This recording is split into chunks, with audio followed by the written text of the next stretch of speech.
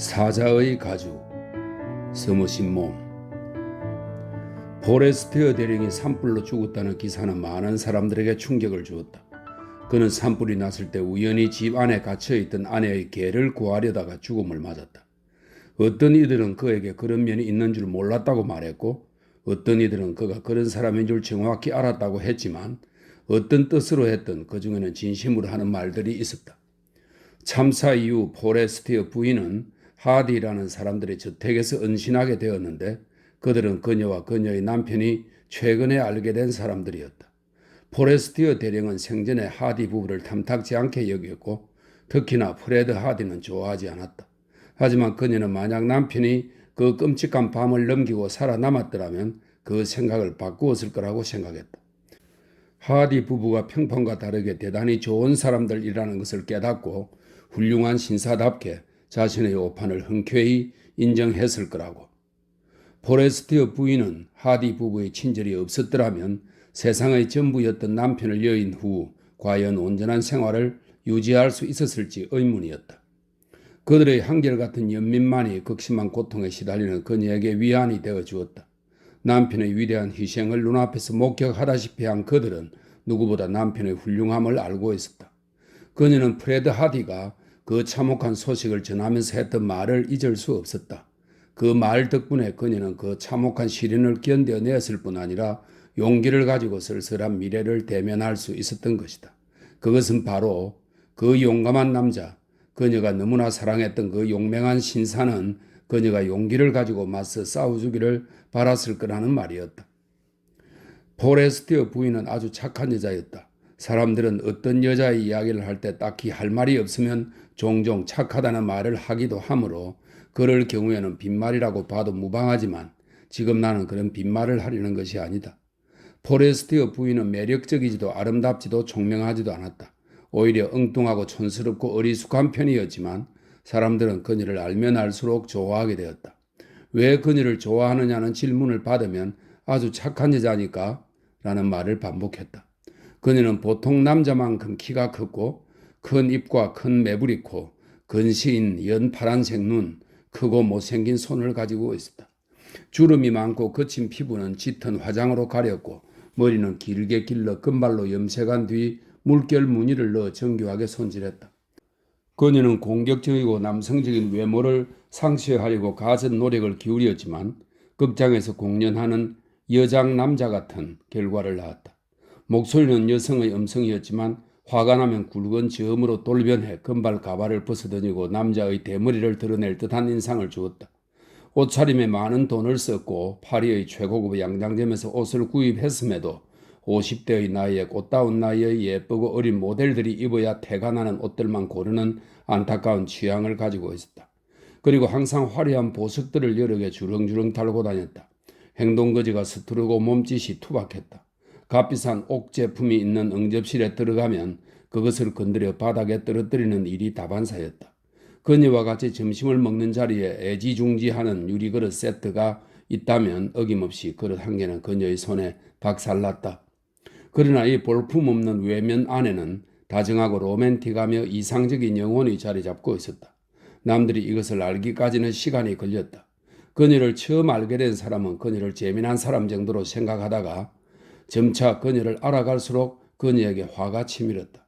하지만 그녀의 내면을 깨닫는 순간 바보처럼 여태 이것을 왜 몰랐을까 하고 생각했다. 내내 그것이 그 연파란색 근시를 통해 조금 수줍지만 진실되게 바보가 아니면 모를 수 없게끔 이쪽을 내다보고 있었는데 말이다. 얌전한 모슬린, 이것은 평직으로 짠 면직물을 말합니다. 봄날 같은 오건디, 오건디는 아주 얇고 반투명한 모직물입니다. 하늘하늘한 실크 옷은 못난 육신이 아니라 건강하고 천진한 영혼의 외피였다.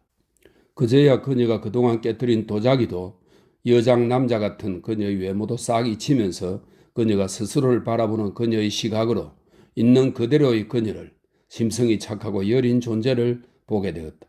그녀가 아이처럼 단순하다는 것을 깨닫게 되었다. 그녀는 누구에게든 관심을 받으면 가슴이 뭉클해지도록 감사했다. 그리고 친절한 마음씨는 끝이 없어서 누군가에게 부탁을 받으면 아무리 귀찮은 일도 오히려 봉사할 기회를 얻은 양 발벗고 나섰다. 그녀는 사심없이 사랑을 주는 귀한 능력을 가지고 있었다. 사람들은 그녀가 불친절하거나 못된 생각은 평생 한 적이 없다는 것을 깨닫게 되었다. 이런 것들을 모두 알게 된 이상 포레스트의 부인이 아주 착한 여자라는 말을 되풀이할 수밖에 없었다. 안타깝게도 그녀는 천하의 바보이기도 했다. 이것은 그녀의 남편을 만나면 알게 되는 사실이었다. 포레스트의 부인은 미국인이었고 포레스트의 대령은 잉글랜드인이었다. 포레스트의 부인은 오리건주 포틀랜드에서 태어나 1914년 전쟁이 발발할 때까지 유럽에는 가본 적이 없었다. 첫 번째 남편이 죽었을 때 그녀는 군대 의료진에 합류하여 프랑스로 왔다.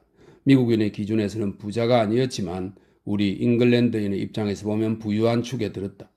포레스트의 부부의 생활 방식으로 보아 그녀의 연수입은 3만 달러쯤 됐을 것으로 짐작된다. 엉뚱한 사람에게 엉뚱한 약을 주고 안 하느니만 못하게 붕대를 감고 깨질 수 있는 기구는 모조리 깬 것을 빼면 그녀는 훌륭한 간호사였을 것이다.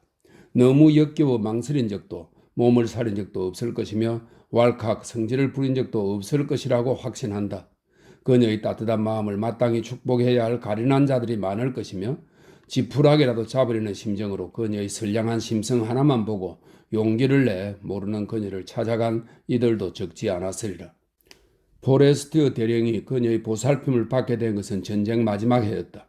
종전선언 직후 그들은 결혼해 칸 뒤쪽 언덕 위에 자리한 멋진 저택에 정착했고 머지않아 리비에라 지역민들 사이에서 독특한 위치를 차지했다. 포레스티어 대령은 브릿지를 잘했고 골프를 좋아했다. 테니스 실력도 나쁘지 않았다. 그에게는 범선이 한 대 있었다. 여름이면 포레스티어 부부는 섬들 사이를 오가는 아주 멋진 파티를 열었다. 결혼한 지 17년이 됐는데도 포레스티어 부인은 잘생긴 남편을 여전히 사랑했다. 그녀를 오래 알고 지낸 사람 중에 그녀가 느린 서부지방 날씨로 이야기해주는 그들의 연애담을 못 들은 사람은 없었다. 첫눈에 반한 사랑이었어요. 그녀가 말했다. 내가 휴가 중일 때 그이가 이송돼 들어온 거예요. 출근해 보니까 그이가 내가 담당하는 침대에 딱 누워 있었는데 가슴이 얼마나 찌릿하던지요. 그동안 내가 너무 과로해서 몸이 축났나 하는 생각이 잠깐 들었죠. 내 평생 그이만큼 잘생긴 남자는 본 적이 없어요. 부상이 심했나요? 딱히 부상을 당한 건 아니었어요. 참 희한한 일이었죠. 그이는 전쟁 내내 참전했거든요. 한때는 몇 달씩 포화 속에 있었고요. 하루에도 20번은 목숨을 걸었고 두려움이라고는 모르는 남자인데 긁힌 상처 한 번 난 적이 없어요. 그이가 입원한 건 종기 때문이었어요. 불같은 사랑의 시작치고 낭만적인 질병은 아니었다. 당시 포레스티어 대령의 종기는 그녀의 큰 관심사였지만 그녀는 성적 표현에 조심스러운 편이라 정확한 부위에 대해서는 늘 말을 얼버무렸다. 그 아래, 그이의 등 아래쪽, 그보다 더 아래쪽인가 그랬어요. 그이는 내가 거기를 치료하는 걸 싫어했어요. 몇 번이고 느낀 건데 영국 남자들은 신기하게 수줍음이 많거든요. 그이는 몹시 수치심을 느꼈죠. 첫 대면부터 말하자면 그런 관계였으니 우리가 친밀해졌을 거라 생각할 테지만 그렇지는 않았어요. 그이는 내게 아주 쌀쌀맞게 굴었죠. 나는 회진을 돌면서 그의 병상에 도달하면 호흡이 가쁘고 가슴이 뛰어서 내가 여기 왜 왔는지도 잊을 정도였어요. 난 원래 서투른 여자가 아니에요. 여간에서 물건을 떨어뜨리거나 깨는 일이 없는데 믿기 힘들겠지만 로버트에게 약을 줄 때는 자꾸 손가락을 떨어뜨리고 유리를 깨뜨렸어요. 그이가 날 어떻게 생각할지 참 상상이 안 돼요. 포레스티어 부인한테 이런 말을 들으면 도저히 웃음을 참을 수가 없었다. 그녀는 귀여운 미소를 지었다. 믿기지 않는 소리로 들릴 수도 있지만 난 한 번도 그런 감정을 느껴본 적이 없었어요. 첫 번째 결혼한 남자는 다 큰 자식이 딸린 호랍이었는데 좋은 남자였고 참 뛰어난 미국 시민이었지만 그때는 그런 감정이 들지 않았죠. 그럼 포레스티어 대령에게 빠진 건 어떻게 알았죠? 제 말을 굳이 믿어달라고 하지는 않을게요. 이상한 소리로 들리겠지만 동료 간호사가 그렇게 말했어요. 동료가 그 말을 하는데 나는 그게 사실이라는 걸 단번에 알았죠. 처음에는 엄청 화가 났어요. 그이에 대해 아는 게 아무것도 없었거든요. 잉글랜드 남자들이 그렇듯 그이도 말수가 너무 없어서 그저 아내와 아이가 되었을 수 있구나 생각했죠. 아니라는 건 어떻게 알았는데요? 그에게 물어봤죠. 그이가 내게 독신남이라고 말했을 때 난 무슨 수를 써서든 그이와 결혼하기로 결심했어요. 그이는 많이 고통스러워했어요. 가엾게도 항상 엎드려 있어야 했죠. 똑바로 눕는 건 고문이나 다름없었고 일어나 앉는 것은 그건 생각조차 할 수 없는 일이었으니까요. 하지만 그이가 나보다 더 고통받았다고 생각하지는 않아요. 알다시피 남자들은 몸에 착 붙는 실크나 보드랍고 보송보송한 것들을 좋아하는데 나는 간호사 복장이니 불리할 수밖에요. 당시 뉴 잉글랜드 출신의 독신녀 수간호사가 화장도 용납하지 않아서 화장도 할 수 없었어요. 첫 번째 남편이 좋아하지 않아서 머리도 지금처럼 예쁘지 않았어요. 그이는 그 멋진 푸른 눈으로 나를 쳐다보곤 했고 나는 그이가 나를 완벽한 사람으로 생각한다는 걸 알 수 있었어요. 그이는 우울증이 심했어요. 그이의 기분을 복돋우기 위해 무엇라도 해야 할 것 같아서 몇 분씩 짬이 날 때마다 그이에게 가서 이야기를 나누었죠. 그이는 전우들이 참호 속에 있는데 자기처럼 강인하고 건강한 사내가 몇 주씩 침대에 누워만 있는 게 참을 수 없다고 했어요. 그이와 이야기를 나누다 보면 그이가 총알이 빗발치고 언제 죽을지 모르는 상황에서 가장 강렬한 삶의 희열을 느끼는 남자라는 걸 자연히 깨닫게 돼요. 그이에게 위험은 자극제였던 거예요. 솔직히 나는 그이의 체온을 기록할 때 차트에 1, 2도 정도 높게 적었어요. 그래야 의사들이 그이의 병세가 실제보다 나쁘다고 여길 테니까요. 그이는 퇴근하기 위해 미친 짓도 서슴지 않을 것 같았어요. 난 그이가 퇴원하지 않도록 처신하는 게 맞다고 생각했어요. 내가 말하는 동안 그이는 생각하는 눈으로 나를 쳐다보곤 했는데 그이가 우리의 짧은 대화를 기다린다는 건 알 수 있었죠. 나는 그에게 내가 과부고 딸린 가족이 없다고 말했어요. 그리고 전쟁이 끝나면 유럽에 정착할 생각이라고 했죠. 냉랭하던 그이가 조금씩 부드러워졌어요. 자기 이야기는 별로 하지 않았지만 내게 농담을 하기 시작했는데 유머 감각이 대단했어요. 그이가 나를 좋아하는 게 아닐까 하는 생각이 문득 들더라고요. 마침내 그이는 복귀해도 좋을 만큼 회복되었다는 진단을 받았어요. 놀랍게도 그이가 마지막 날 저녁에 같이 저녁을 먹자고 했어요. 나는 수간호사에게 간신히 휴가를 얻어내고 우리는 자동차를 타고 파리로 갔어요. 그때 제복을 입은 그이가 얼마나 멋져 보였는지 상상도 못할 거예요. 그렇게 돋보이는 사람은 본 적이 없어요. 손끝 하나하나가 귀족적이었죠. 의외로 기분이 별로 좋은 것 같지는 않았어요. 전선으로 돌아가고 싶어 그렇게 안달했던 사람이 말이죠. 오늘 밤 왜 침울한 거죠? 하고 내가 물었죠. 어쨌든 당신이 바라던 대로 됐잖아요. 그렇기는 해요. 그이가 말했어요. 하지만 내가 조금은 우울하다고 말한다면 당신은 그 이유를 알겠소? 나는 그이가 무슨 말을 하는 건지 전혀 감이 오지 않았어요. 차라리 농담을 하는 게 낫겠다는 생각이 들었죠. 난 짐작 같은 거 잘 못해요. 하고 내가 웃으면서 말했죠. 당신이 말해주는 게 더 나을 거예요. 그이는 아래를 내려다 보았고 나는 그이가 초조해한다는 걸 알 수 있었어요. 당신은 세상 누구보다 친절하게 나를 대해 주었어요. 그이가 말했죠. 무슨 말로 감사를 해야 할지 모르겠군요. 당신은 내가 아는 어떤 여성보다 멋진 여성입니다. 나는 그이에게서 그런 말을 듣고 단단히 화가 났어요. 잉글랜드 남자들이 얼마나 이상한지 알 거예요. 그때까지 그이는 나에게 칭찬하면 한 적이 없어요. 유능한 간호사라면 누구나 할 일을 했을 뿐이에요. 하고 내가 말했죠. 당신을 다시 만날 수 있을까요? 그이가 말했죠. 그건 당신에게 달렸어요. 내가 말했어요. 나는 내 목소리가 떨리는 걸 그이가 알아채지 못했기를 바랐어요. 당신을 두고 가기 싫어요. 그이가 말했죠. 나는 말문이 막혔어요. 꼭 가셔야겠어요? 내가 말했죠. 국왕 폐하와 조국이 원하는 한 나는 그들에게 복무해야 합니다. 이 대목에 이르렀을 때 포레스티어 부인의 연파란색 눈에는 눈물이 차올랐다. 하지만 전쟁이 영원히 계속될 리 없잖아요. 내가 말했죠. 그이가 말했어요. 전쟁이 끝났을 때 설령 총알에 목숨을 빼앗기지 않았다 해도 난 빈털터리일 겁니다. 어떻게 생계를 꾸려가야 할지도 막막해요. 당신은 대단히 부유한 여인이고 나는 무일푼입니다. 당신은 영국 신사예요. 내가 말했죠. 민주주의가 정착한 세상이 와도 이 말에 대한 설명이 있습니다. 1917년 미국이 1차 세계대전에 참전하면서 우드로 윌슨 대통령의 한 연설의 첫머리랍니다. 민주주의가 정착한 세상을 만들어야 한다 하는 말이라고 하네요. 민주주의가 정착한 세상이 와도 과연 그게 중요할까요? 그이가 쓸쓸하게 말했죠. 그때쯤 나는 눈물을 줄줄 쏟고 있었어요.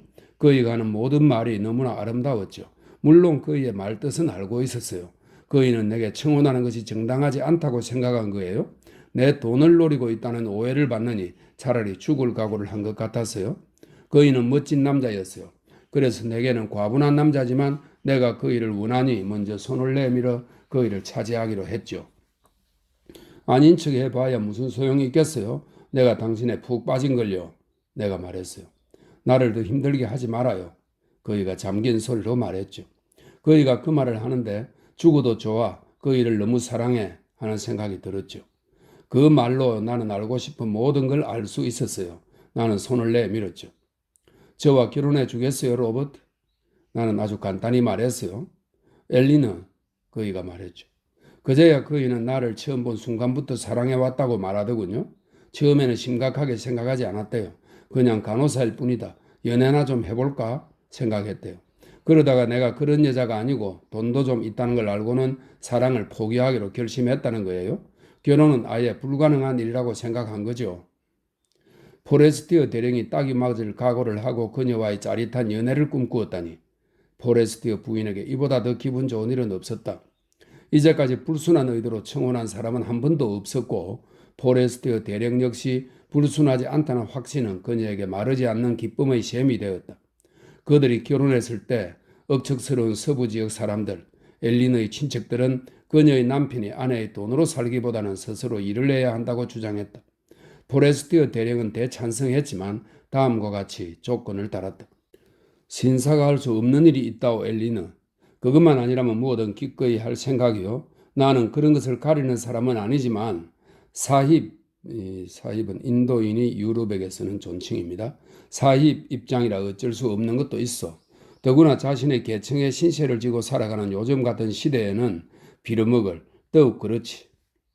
엘리는 그가 4년이라는 긴 시간 동안 목숨을 걸고 피비린내 나는 전투를 연거푸 치른 것으로 충분하다고 생각했지만 자랑스러운 남편이 그녀의 돈을 보고 결혼한 재산 사냥꾼이라는 말을 듣게 할 수는 없었다.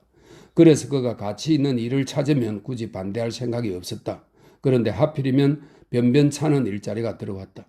그는 대놓고 그것들을 거절하지는 않았다. 당신이 결정해요, 엘리는. 그는 그녀에게 말했다.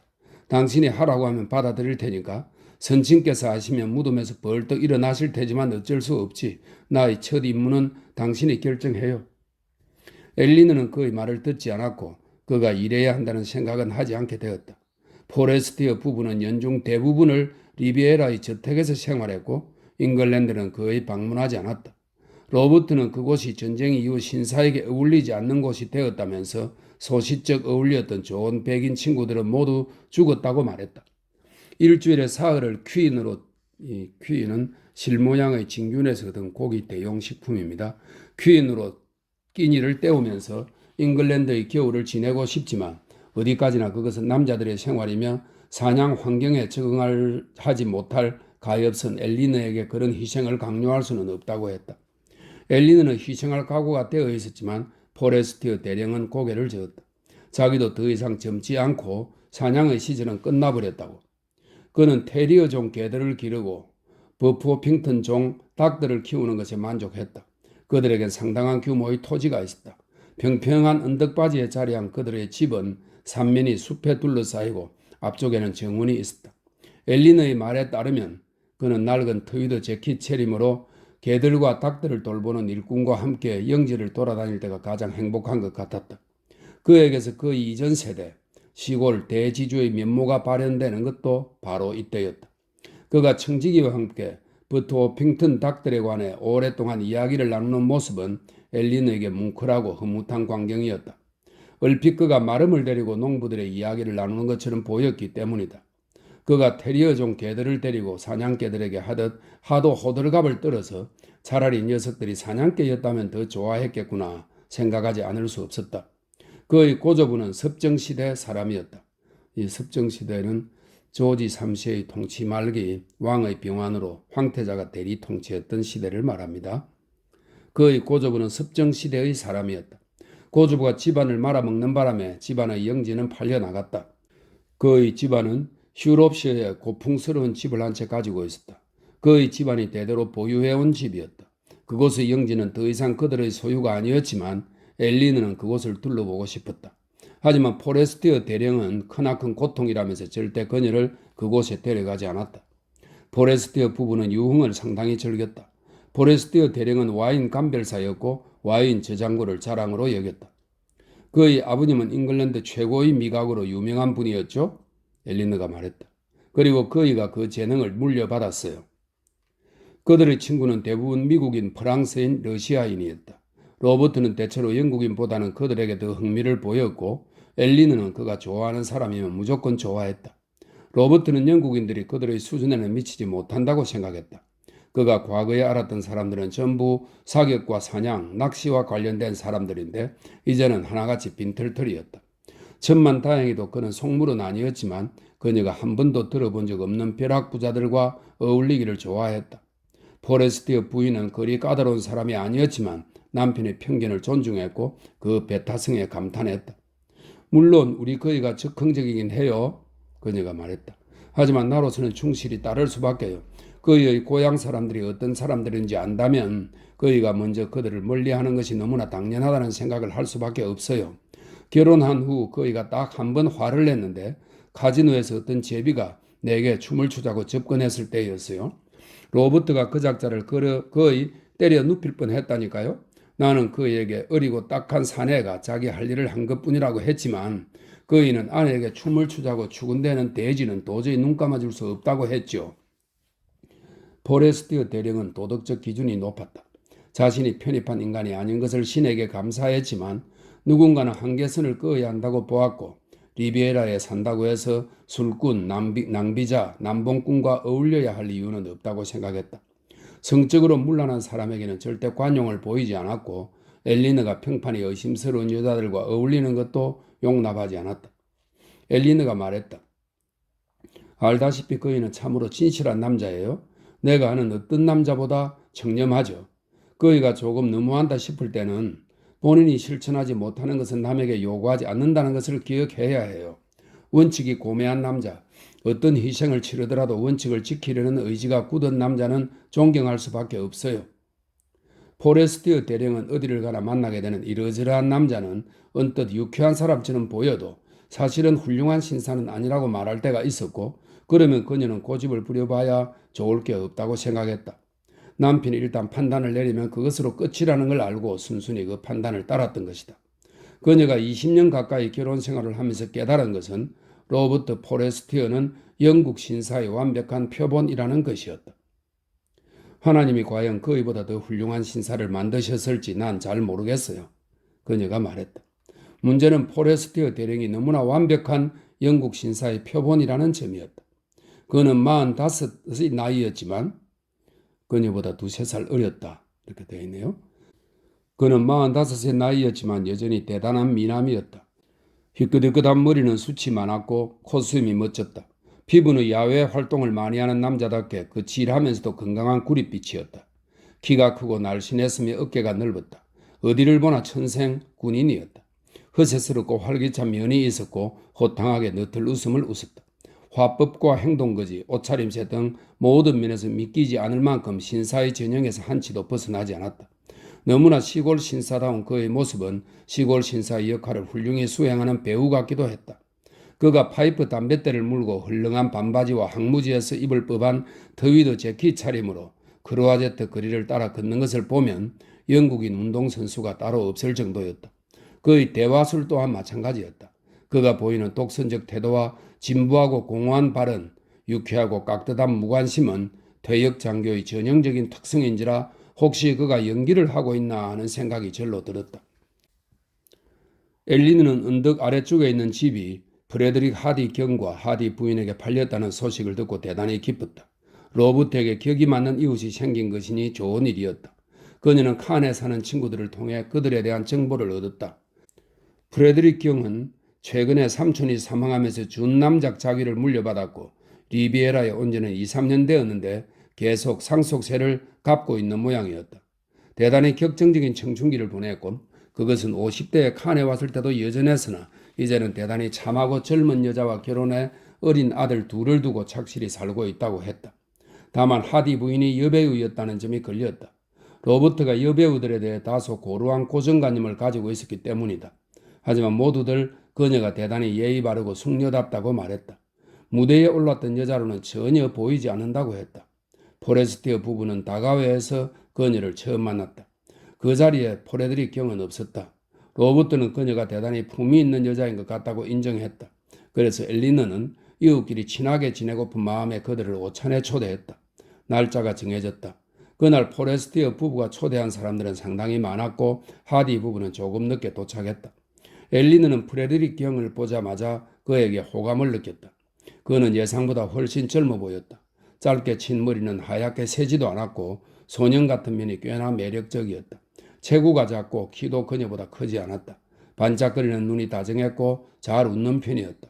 그녀는 그가 영국 건의연대 넥타이를 메고 있는 것을 보았다. 로버트가 가끔 매는 것이었다. 그는 로버트처럼 잘 차려입는 편은 아니었다. 로버트가 언제나 쇼윈도에서 걸어나온 사람처럼 한껏 차려입는 것에 비해 프레드릭 경은 차림새에 그다지 신경을 쓰지 않는지 낡은 옷을 입고 있었다. 엘리너는 그가 다소 거친 청년기를 보냈다는 말이 그럴듯하다고 생각했다. 그렇다고 그를 비난할 마음은 없었다. 제 남편을 소개해야겠네요. 그녀가 말했다. 그녀는 남편을 불렀다. 로버트는 테라스에서 다른 손님들과 이야기를 나누느라 하디 부부가 도착한 것을 모르고 있었다. 그는 앞으로 나와서 상냥하고 유쾌하게 그리고 엘리너를 늘 매혹하는 우아한 몸짓으로 하디 부인과 악수했다. 그리고는 프레드릭 경에게 돌아섰다. 프레드릭 경이 로버트에게 혼란스러운 표정을 지었다. 우리 전에 만난 적이 있던가요? 프레드릭 경이 말했다. 로버트는 그를 덤덤하게 쳐다보았다. 아닌 것 같은데요? 분명히 아는 얼굴인데요? 엘리는 남편이 뻣뻣하게 굳는 걸 보고 이상한 낌새를 느꼈다. 로버트가 웃음을 터뜨렸다. 무슨 그런 무리한 말씀을. 아무리 기억을 더듬어도 내 평생 댁을 본 적이 한 번도 없는데요. 전쟁터에서 어쩌다가 마주쳤을 수는 있겠죠. 살다 보면 비슷비슷한 사람들을 만나는 거 아닙니까? 칵테일 한잔 드릴까요, 하디 부인? 오찬 내내 엘리너는 하디의 시선이 로버트에게 머물러 있는 것을 알아챘다. 로버트가 누구인지 알아내려 계속 생각을 짜내는 것 같았다. 로버트는 양쪽에 앉은 여자들과 이야기를 나누느라 그 시선을 알아채지 못했다. 그저 옆자리 사람들을 대접하느라 그의 우렁차고 낭낭한 웃음소리가 실내에 울려 퍼졌다. 그는 파티의 주인 노릇을 톡톡히 하고 있었다. 엘리는 그의 사회적 책임감이 늘 감탄스러웠다. 그는 아무리 침울한 여자라도 옆자리에 앉으면 최선을 다했다. 하지만 손님들이 모두 돌아가자 로버트는 어깨에서 망토를 떨구듯 명랑함을 벗어던졌다. 분명 화가 난 눈치였다. 그 공주님 참 따분한 사람이죠? 그녀가 다정하게 물었다. 그 심술궂은 늙은 고양이 그래도 그럭저럭 괜찮던데? 프레드릭 경이 당신을 안다고 생각하다니 참 이상하죠? 내 평생 한 번도 본 적이 없는 사람이야. 그런 사람이야 뻔한 것 아니겠어? 엘리너, 당신만 협조해 준다면 앞으로 다시는 그자와 얽히지 않겠어. 우리와 맞는 부류는 아닌 것 같아? 하지만 그의 자기는 영국에서 가장 오래된 준남작이라고요.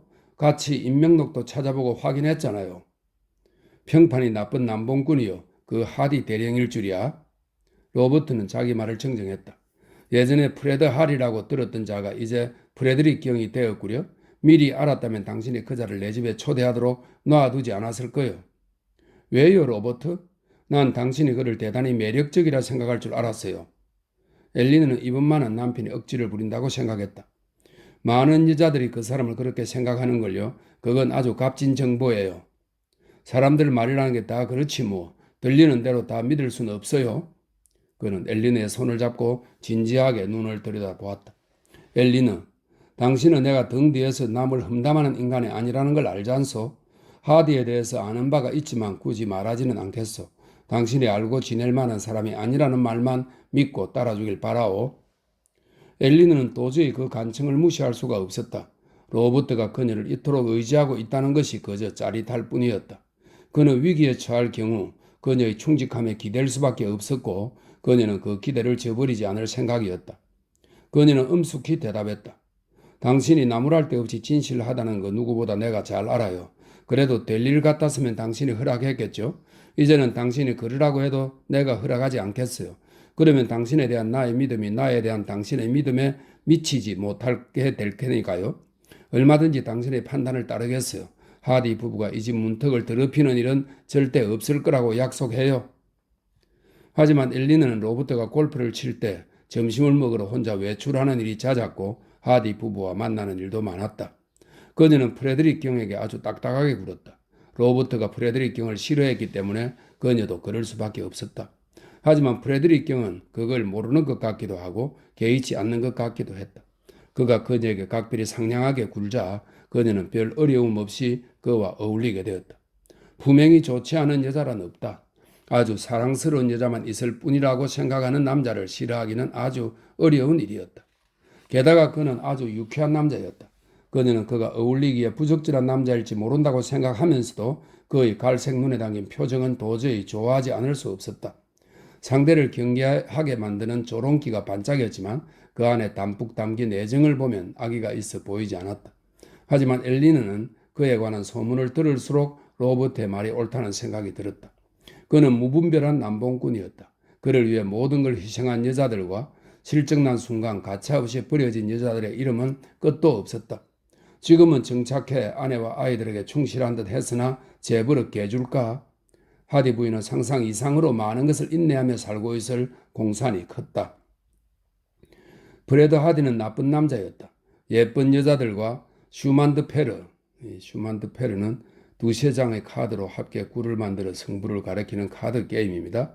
슈만드 페르, 엉뚱한 말만 골라 돈을 거는 어리석은 습성 때문에 25살 무렵 파산 선고를 받았고 장교직도 사임할 수밖에 없었다. 꽃다운 청춘을 넘긴 여자들은 그의 매력에 빠져 그에게 헌신했고 그는 그것을 당연하게 받아들였다. 그러던 중 전쟁이 터져 그는 연대에 복귀하여 수훈장을 탔다. 그 후 케냐로 이주했다가 그곳에서 악명 높은 이혼 사건의 상간자가 되었고 수표 문제로 무리를 일으켜 케냐를 떠났다. 그는 정직에 대한 개념이 모호한 사람이었다. 그를 통해 자동차나 말을 사는 것은 안전하지 않은 거래였고 그가 다정하게 건네는 샴페인은 사양하는 것이 상책이었다. 그가 마력을 발산하면서 같이 떼돈을 벌자 말로 투자처를 소개했다면 그자가 무슨 이득을 보았든 나한테는 떨어지는 것이 전혀 없겠구나 생각해도 무방했다. 그는 자동차 판매원, 장외 브로커, 거강꾼, 배우를 차례로 거쳤다. 감옥은 아니더라도 최소한 시궁창행이 마땅한 사람이거늘 세상의 정의는 말라 죽었단 말인가? 운명의 농간에 의해 그는 준남작 자기와 상당한 수입을 물려받고 40주를 훨씬 넘긴 나이에 예쁘고 현명한 아내와 결혼해 아내로부터 건강하고 잘생긴 아이들을 무난히 얻었다. 미래가 그에게 부귀와 지위를 부여한 것이다. 그는 여자를 취할 때마다 진지하게 인생을 산 적이 없는데 인생은 여자들이 늘 그랬듯 그에게 친절했다. 지나온 날들을 돌이켜보면 만족스러운 삶이었다. 부침을 거듭하며 살아온 흥겨운 세월이었다. 이제 그는 건강과 깨끗한 양심을 갖추고 시골 신사로 정착할 준비가 되어 있었다. 그리고 빌어먹을 아이들도 키워야 했다. 누군가는 키워야 하니 말이다. 그리고 여기 선거구를 털어진 영감이 세상을 뜨면 국회로 나아갈 생각이었다. 난 사람들이 모르는 걸 집어내는 안목이 있지. 그는 말했다. 그렇다고 볼 수 있었지만 그는 그것이 괜한 것을 들추는 것은 아닐까 돌이켜볼 줄은 알았다. 어느 날 오후 땅거미가 질 무렵 프레디 하드는 크루아제트의 한 술집에 들어섰다. 그는 부침성이 좋은 사람이었고 혼자 술을 마시는 것도 개의치 않았다. 그가 누구 아는 사람이 있을까 하여 주변을 둘러보았을 때 골프를 친 후 엘리너를 기다리는 로버트가 눈에 띄었다. 안녕하시오 밥. 같이 한잔 하시겠소? 로버트는 깜짝 놀랐다. 리베라 사람들 중에 그를 밥이라 부르는 사람은 없었다. 그는 그것이 하디인 것을 알아보고 딱딱하게 대꾸했다. 고맙지만 됐습니다. 벌써 한 잔 마셨어요? 한 잔 더 하죠 왜? 아내는 식사 때가 아니면 술 마시는 걸 못마땅해 하지만 이 시간이면 아내 눈을 피해 몰래 들어와서 한 잔씩 걸치곤 합니다. 선생은 어떻게 생각하는지 모르겠지만 나는 6시라는 시간이 하나님의 남자들에게 한 잔 하라고 마련해 준 시간 같습니다. 그는 로버트의 옆자리 탁자의 커다란 가죽 팔걸이 의자에 털썩 앉더니 웨이터를 불렀다. 그러고 나서 로버트에게 기분이 좋아지는 매혹적인 미소를 날렸다. 우리가 처음 만난 후로 세월이 참 많이도 흘렀군요. 그렇죠? 로버트는 조금 찌푸린 얼굴로 그를 휙 쳐다보았는데 누가 보았다면 경계하는 눈초리라 했을 것이다. 도대체 무슨 소리인지 원? 아무리 생각해도 우리가 처음 만난 것은 3, 4주 전 댁의 아내를 대동하고 우리 집에 와서 같이 점심을 먹을 때였는데요. 집어치워요 밥. 난 그 전에 당신을 만난 적이 있어요. 처음에는 긴가민가 했는데 곧 생각이 나더군요. 당신은 내가 차를 세워두던 브루튼 거리 옆 주차장의 세차원이었잖소? 헛소리 작작해요. 당신이 내 집에 발을 들여놓기 전까지 난 맹세코 당신을 본 적이 없어요. 하딜은 유쾌하게 한박 웃음을 지었다. 나는 사진 찍는 걸 좋아하는 사람입니다. 기회가 되면 사진을 찍어 앨범에 보관하죠. 구입한 지 얼마 안 된 내 2인승 자동차 옆에 당신이 서 있는 사진을 내가 가지고 있다면 놀라시리나? 그 시절 당신 기막히게 잘생겼더군요. 오버롤 작업복 차림에 얼굴은 지저분하지만 말이요. 물론 지금은 살도 붓고 머리도 희끄대끄대졌고 콧수염도 길렀지만 분명 같은 사람이요. 확실해요. 포레스티어 대령은 그를 차갑게 쳐다보았다. 우연히 닮은 사람을 보고 착각을 했군요. 대충 넘겨짚었나 본데 다른 사람이에요. 1913년부터 14년 사이에 브루튼 주차장이 아니면 어디에 있었죠? 인도에 있었어요. 당신 연대랑 같이 말이요? 브래드 하디는 다시 활짝 웃으며 물었다. 난 저격병이었소? 거짓말. 로버트는 얼굴이 새빨개졌다. 여기는 주먹다짐하기에 적절한 곳이 아니오만 내가 당신처럼 술 취한 대지의 모욕을 당하고만 있을 거라 생각한다면 오산이요. 내가 당신에 대해 무엇을 더 하는지 궁금하지 않아요? 하나가 떠오르면 줄줄이 기억난다는 걸 알지 않소? 난 이제 많은 걸 알아요. 난 조금도 관심 없어요. 분명히 말해두겠는데 당신 실수하는 거요? 나를 다른 사람과 혼동한 거라고요. 하지만 그는 더 이상 말하지 않았다. 당신은 그때도 게으른 편이었어. 지금도 기억이 나요. 한 번은 일찍 시골에 갈 일이 있어서 당신에게 9시까지 내 차를 닦아두라고 했는데 준비가 되어 있지 않았죠. 그래서 내가 펄펄 뛰고 난리를 쳤는데 톰프슨 영감이 말하기를 당신 아버지랑 친구 사이라 적선하는 셈 치고 당신을 받아준 거라고 했어요. 당신이 땡전 한 푼 없는 빈 털털이라고 말이요. 당신 아버지는 클럽의 와인 웨이터였어요. 화이츠였던가 브룩스였던가 클럽 이름은 잊어버렸지만 아무튼 당신은 거기 시동이었고 내 기억이 맞다면 당신은 건의보병 2연대 소속이었고 어떤 인사가 당신을 데리고 나와서 운전병으로 쓰곤 했어요. 상상력이 참 지나치구먼. 로버트가 비꼬는 투로 말했다. 이것도 기억나. 한 번은 휴가를 받아 집에 와서 주차장에 갔더니 당신이 육군 병창단에 지원한다고 톰프슨 영감이 그랬어. 더 이상 위험을 감당하기 싫다고 말이지. 맞죠? 당신이 참호에서 겪었다는 그 용맹한 경험담을 들어보니 그동안 허풍을 살살 치면서 잘도 살았나 봅디다. 응? 장교 임관도 하셨나 보던데? 아니면 그것도 가짜요? 내가 장교였던 건 사실이요. 그 시절엔 개나 소나 다 장교였지. 하지만 이 봐요. 그건 병참단이었지 않소? 나라면 근위연대 넥타이는 매지 않을 텐데. 포레스티어 대령은 본능적으로 넥타이 쪽으로 손을 올렸고 브래디 하디는 조롱하는 눈으로 그것을 지켜보았다. 대령의 구릿빛 피부가 하얗게 질리는 것이 똑똑히 보였다. 내가 무슨 넥타이를 매든 당신이 알 바는 아니지. 이 봐요. 금방 좀 그만 떨어요. 발끈하면서 버틸 이유가 없단 말이요. 당신에 대해서는 할 말이 많지만 폭로할 생각은 없어요. 그냥 나한테 깨끗이 털어놓지 그래요? 난 털어놓을 게 전혀 없다니까. 터무니없는 착각이라니까 그러네. 만약 당신이 나에 대한 이 허황된 이야기를 퍼뜨리는 걸 알게 되면 명예훼손죄로 즉시 고소할 테니 그리 아시오. 입 다물어요 밥. 아무 이야기도 퍼뜨리지 않을 테니까. 내가 관심이나 있는 줄 아시오? 나한텐 그저 농담거리에 지나지 않소. 당신에게 아무런 악감정이 없단 말이오. 나도 꽤나 떠들썩한 삶을 산 입장이고 당신이 이리 거대한 사기를 치면서 살아온 것이 오히려 감탄스럽다 이 말이오. 일개 시동으로 시작해서 포병, 운전병, 세차원이었는데 지금은 의젓한 신사가 되었구려. 큰 집도 한 채 있고 리비에라의 거물들과 어울리고 골프 시합에서 우승도 하고 게다가 세일링 클럽인가 무언가 거기 부회장이기도 하지. 아마 당신이 칸의 유명 인사요. 이것만은 분명해요. 대단해. 나도 한창 때 한가락 했지만 당신은 통이 커. 이봐요. 당신에게 머리가 저절로 숙여지는구려. 칭찬은 고맙지만 난 그런 칭찬을 받을 자격이 없어요. 내 아버지는 인도 기갑부대 소속이셨고 난 태어날 때부터 신사였어. 특출한 공훈을 채운 적은 없지만 딱히 부끄러워할 것도 없는 몸입니다. 에헤 그만 좀 해요 밥. 나 원참 아내한테 입도 번긋 안 할 테니까. 어차피 여자들이 모르는 일이라면 난 여자들한테 절대 말 안 해요. 정말이요. 만약 그 원칙을 지키지 않았다면 훨씬 더 골치 아픈 일들에 휘말렸을 거요. 당신도 당신답게 어울릴 수 있는 사람이 옆에 하나쯤 있는 게 좋을 것 아니요. 그리 꽁꽁 싸매고 살면 스트레스 안 받아요. 나에게 거리를 두는 건 바보짓이요. 난 당신에게 바라는 게 없어요. 지금 나는 준 남작이고 지주인 것도 사실이지만 젊었을 때는 아등바등하며 살았어요. 감옥에 안 간 것이 신기할 따름이요. 신기해야 할 사람 참 많겠군요. 브래드 하디는 너틀 웃음을 터뜨렸다. 한 방 먹었구먼.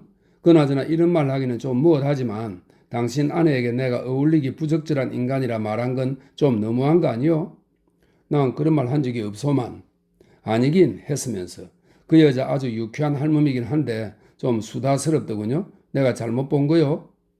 당신 같은 남자와 내 아내 이야기를 할 생각은 없소. 포레스트의 대령이 차갑게 말했다. 하하, 내 앞에서 신사임내 점잔 좀 그만 떨어요, 밥. 당신이나 나나 다 논팽이고 그 이상 할 말이 뭐가 있겠소? 당신이 조금이라도 지각이 있다면 우리들이 재미난 시간을 보낼 수 있을 거요. 당신은 거짓말쟁이, 협잡꾼, 사기꾼이지만 아내에게는 아주 충실한가 봅니다. 하긴 그러는 게 신상에 이롭긴 할 거요. 아내가 당신에게 푹 빠져있던데 맞죠? 여자들이란 참 이상해. 당신 아내는 대단히 좋은 여자요, 밥. 로버트는 얼굴이 불그락푸르락 달아올라서 주먹을 불끈 쥐고는 의자에서 반쯤 일어섰다. 피려먹을 내 아내 얘기는 하지 말라고 아내 이름을 다시 들먹였다가 묵사발을 만들어주겠어? 에이, 아니 못할걸. 당신은 자기보다 작은 남자를 때리기에는 너무 훌륭한 신사잖소.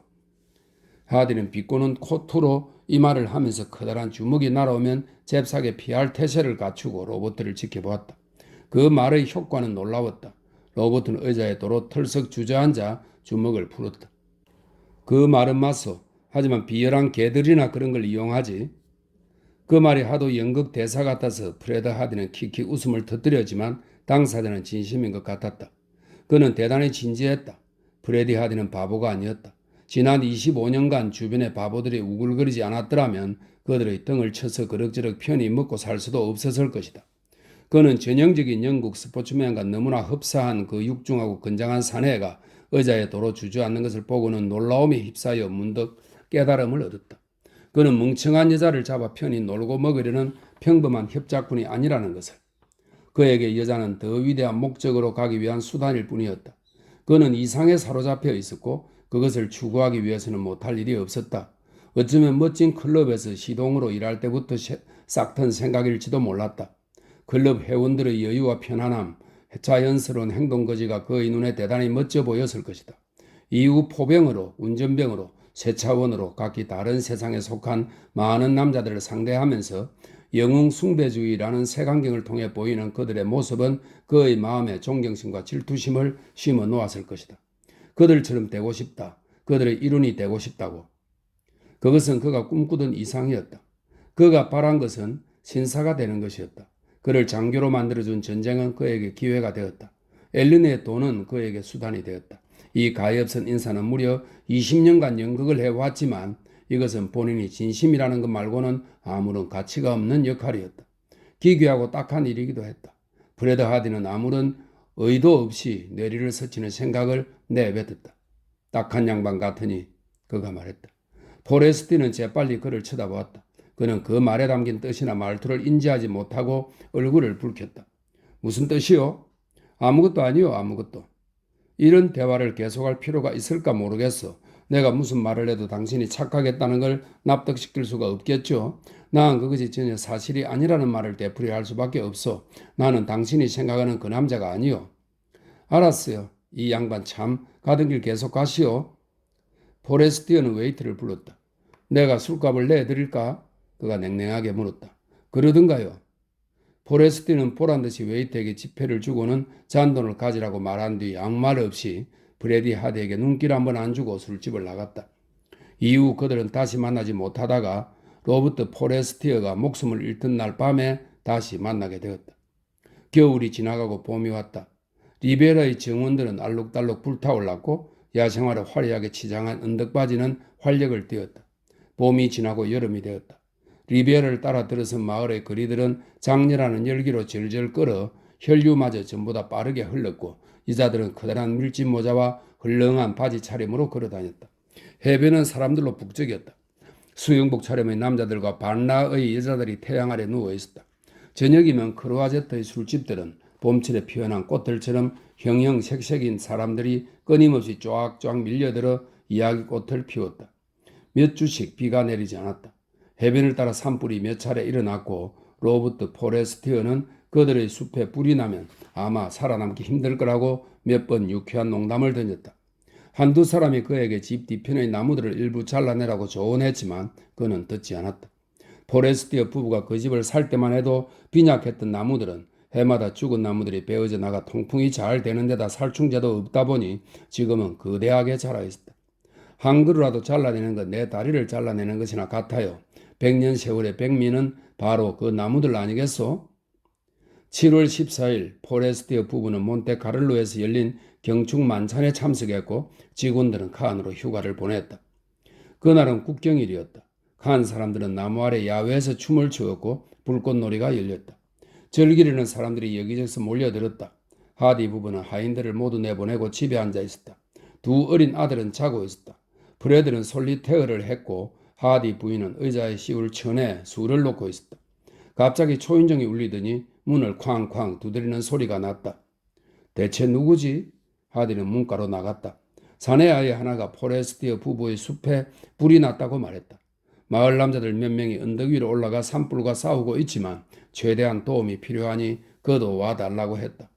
당연히 가야지. 그는 얼른 아내에게 가서 말했다. 아이들 깨워서 언덕 위로 데려가 불 구경시켜줘. 이야, 가뭄 끝이니 불길이 엄청날 거야. 그는 밖으로 뛰어나갔다. 사내 아이는 전화로 경찰에 신고했고 군대가 출동할 거라고 말했다. 포레스티어 대령에게 알리려 누군가 몬테카를로로 가고 있다고 했다. 내가 가서 그를 데려오려면 1시간은 걸릴 거야. 하디가 말했다. 그들은 차를 타고 달리면서 불빛이 환한 하늘을 보았다. 그들이 언덕 꼭대기로 올라갔을 때는 불길이 미친 듯이 날뛰고 있었다. 물이 없었기 때문에 불을 때려서 끄는 수밖에 없었다. 이미 많은 남자들이 불을 끄려 애쓰고 있었다. 하디도 그들과 합류했다. 하지만 이쪽 덤불에 불을 쳐서 끄고 나면 저쪽 덤불에서 타닥타닥 불이 붙어서 어느새 맹렬한 불길로 번졌다. 열기가 무지막지해서 사람들은 견디지 못하고 차츰 뒤로 밀려났다. 바람이 불어와 불똥들이 나무에서 덤불로 튀었다. 몇 주째 계속된 가뭄으로 모든 것이 불쏘시개처럼 바짝 말라 있었고 나무에서 불똥이 떨어지자마자 덤불이 불길에 휩싸였다.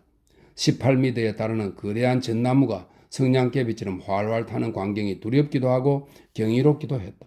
불길이 공장 용광로의 불처럼 날뛰었다. 불길을 잡는 방법은 나무들을 베어내고 싹정이들을 잘라내는 것뿐이었지만 일손이 부족한 데다 그나마 도끼를 가진 사람은 두세 뿐이었다. 남은 희망은 산불을 진화한 경험이 많은 군대뿐이었으나 그들은 오지 않고 있었다.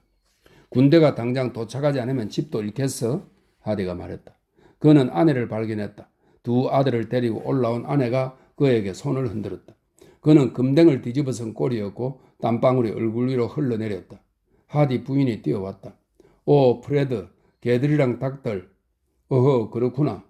개집과 닭장은 집 뒤편 나무를 잘라낸 공터에 있었다. 가엾은 동물들은 이미 공포에 질려 떨고 있었다. 하디가 동물들을 풀어주자 녀석들은 안전한 곳으로 달려갔다. 동물들은 놔두어도 스스로 살 길을 찾을 테니 나중에 다시 모으면 되었다. 이제 불길은 멀리서도 보였다. 하지만 군대는 도착하지 않았고 도우러 온 사람들은 작은 무리에 불과해 진격하는 불길 앞에 속수무책이었다. 망할 놈의 군대가 빨리 도착하지 않으면 집은 끝장이야. 하디가 말했다. 집 안에서 꺼낼 수 있는 건 최대한 꺼내는 게 좋겠어? 집은 석재 건물이었지만 목재 베란다가 집을 에워싸고 있어서 불쏘시개처럼 활활 탈 것이 분명했다. 포레스티어의 하인들이 도착해 있었다. 그는 그들을 불러 모았고 그의 아내도 두 아들들과 함께 거들었다. 그들은 들 수 있는 물건들을 집 앞 잔디밭으로 내왔다. 탁자보, 은식기, 옷가지, 장신구, 그림, 가구 몇 점. 마침내 군인들을 가득 실은 트럭 2대가 도착했다. 그들은 조직적으로 구덩이를 파고 나무들을 베어냈다. 지휘하는 장교가 한 명 있었다. 하디는 그에게 위태로운 집을 가리키며 집을 둘러싼 나무부터 먼저 베어달라고 부탁했다. 집은 알아서 살아남게 두어야 합니다. 그가 말했다. 우선 불길이 언덕 아래로 번지는 것을 막아야 합니다. 구불구불한 언덕길을 달려오는 자동차의 불빛들이 보이더니 몇 분 뒤 포레스티어와 그의 아내가 자동차에서 달려나왔다. 개들은 어디 있습니까? 그가 외쳤다. 내가 내보냈어요. 하디가 말했다. 오, 당신이로군? 그는 처음에 누구인지 알아보지 못하다가 얼굴이 금댕과 땀으로 얼룩진 지저분한 남자가 프레드 하디임을 알아보고 얼굴을 사납게 찌푸렸다. 우리 집으로 옮겨 붙을 것 같다 최대한 물건들을 꺼내왔어요. 포레스티는 활활 타는 숲을 쳐다보았다. 이것이 내 나무들의 최후로구나. 그가 말했다. 군인들이 언덕 옆쪽에서 작업하는 중이요. 옆집으로 번지는 걸 막으려고. 우리는 가서 더 건질 게 있는지 보는 게 좋겠어요. 내가 갑니다. 당신은 필요 없어요. 포레스티어가 발끈해 소리쳤다. 갑자기 엘리너가 고통스럽게 울부짖었다. 오, 봐요, 집이. 그들이 서 있는 곳에서도 집 뒤쪽 베란다가 벼랑간 불꽃을 일으키며 타오르는 것이 보였다. 괜찮아요, 엘리너. 집은 불에 타지 않아. 목자들만 탈 거요. 내 외투 받아요. 난 군인들을 도우러 가봐야겠어. 그는 야회복 재킷을 벗어 아내에게 건넸다. 나도 같이 가죠. 하디가 말했다. 포레스티어 부인, 당신은 물건을 모아둔 곳으로 가세요. 우리가 감 나가는 것들은 모두 꺼내두었어요. 천만다행으로 보석들은 지금 내가 걸고 있어요. 하디 부인은 센스가 있는 여자였다. 포레스티어 부인, 하인들에게 옮길 만한 물건들은 우리 집에 갖다 두라고 하세요. 두 남자는 군인들이 작업 중인 곳으로 걸어갔다. 내 집에서 물건들을 꺼내둔 것은 대단히 적절한 처사였어. 로버트가 딱딱하게 말했다. 천만에요. 프레드 하디가 대답했다. 얼마 못 가 그들은 누군가 부르는 소리를 들었다. 돌아보니 그들을 향해 뛰어오는 여자가 보였다. 나리, 나리. 그들은 걸음을 멈추었다. 여자는 두 팔을 활짝 벌리고 그들에게 달려왔다. 엘린의 하녀였는데 제정신이 아니었다. 강아지 주디, 주디. 우리가 밖으로 나갈 때 녀석을 안에 가둬두었어요. 하도 흥분에 날뛰길래 하인들 숙소 화장실이에요. 이런, 포레스티어가 외쳤다. 왜 그래요? 엘리너에게 무슨 일이 있어도 녀석을 구해야 해. 그는 집으로 돌아가려고 뒤돌아 뛰기 시작했다. 하디는 말리려 그의 팔을 붙잡았다. 바보짓 말아요, 밥. 집은 불타고 있어요. 안으로 들어가서는 안 돼. 포레스티어는 손을 뿌리치려 했다. 이거 놔, 망할 인간아. 그럼 걔가 타줄게. 그냥 놔두라 말이야. 어이구, 닥쳐. 지금은 연극할 때가 아니야. 포레스티어는 하디를 뿌리쳤지만 하디는 그에게 덤벼들어 허리를 붙잡았다. 포레스티어는 걸어진 주먹으로 하디의 얼굴을 힘껏 때렸다. 하디는 비틀거리며 포레스티어를 놓았고 포레스티어는 다시 그를 후리쳐 바닥에 쓰러뜨렸다. 이 썩어빠진 망나니 자식, 신사가 어떻게 행동하는지 똑똑히 보아라. 브레드 하디는 천천히 몸을 일으켜 얼굴을 만졌다. 맞은 데가 아팠다. 후, 내일 눈에 멍이 들겠구먼. 그는 몸이 떨렸고 조금 어지러웠다. 갑자기 하녀가 발작하듯 폭풍 같은 눈물을 왈칵 터뜨렸다. 닥쳐 이년아. 그가 발끈해 소리쳤다. 너희 마님에게는 아무 말도 하지 마. 포레스티어는 어디에도 보이지 않았다. 1시간 이상 지난 뒤에야 사람들은 그를 찾을 수 있었다. 그는 화장실 밖 청계참에 누워 죽은 채 발견되었다. 죽은 테리어를 품에 안고. 하디는 한참 그를 바라보다가 입을 열었다. 바보 같으니. 그는 화가 나 일세로 중얼거렸다. 천하의 바보야. 그렇게 그는 사기를 친 대가를 치렀다. 악을 마음에 품었다가 끝내 그것에 목이 졸려 꼼짝없이 노예가 된 남자처럼. 그는 너무 오랫동안 거짓말을 하다가 스스로 그 거짓말을 믿어버린 것이다. 밥 포레스티어는 오랜 세월 신사 행세를 한 끝에 그것이 가짜임을 망각해버렸고 그의 어리석고 틀에 박힌 두뇌가 만들어낸 신사의 행동 규범에 따라 행동한 것뿐이었다. 허위와 진짜 사이의 차이점을 구분하지 못한 채 그는 거짓된 영웅심에 목숨을 바쳤다. 하지만 프레드 하디는 그 소식을 포레스티어 부인에게 알려야 했다. 그녀는 언덕 아래 그들의 집에서 그의 아내와 같이 있었고 로버트가 군인들과 함께 나무를 베고 삭정이를 잘라내고 있을 거라고 생각했다. 그는 최대한 점잖게 말했지만 사실을 알릴 수밖에 없었다. 사실대로 모두 말해야만 했다. 그녀는 언뜻 그가 한 말을 이해하지 못하는 듯 했다. 죽어요? 그녀가 말했다. 죽어요? 나의 로버트가? 그때 프레드 하디, 탕자임의 시니컬하고 부도덕한 악당이 그녀의 두 손을 꼭 쥐고는 그녀가 듣고 고통을 이겨낼 법한 말을 들려주었다. 포레스티어 부인, 부군은 대단히 용맹한 신사였습니다.